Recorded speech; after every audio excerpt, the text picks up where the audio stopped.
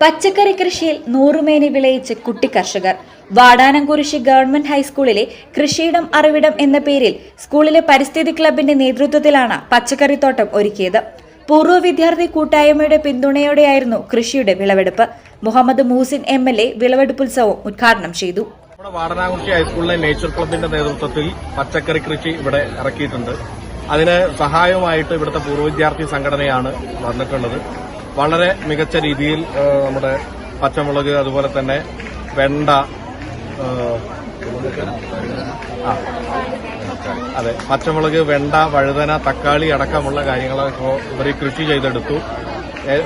വാഴകൃഷിയും ചെയ്തിട്ടുണ്ട്. ഇതിന്റെ ഭാഗമായിട്ട് ഏറ്റവും നന്നായി കൃഷി ചെയ്ത് നല്ല വിളവെടുപ്പാണ്. ഏറ്റവും മികച്ച രീതിയിൽ നല്ല മുളകും മറ്റു കാര്യങ്ങളൊക്കെയാണ് ലഭ്യമായിട്ടുള്ളത്.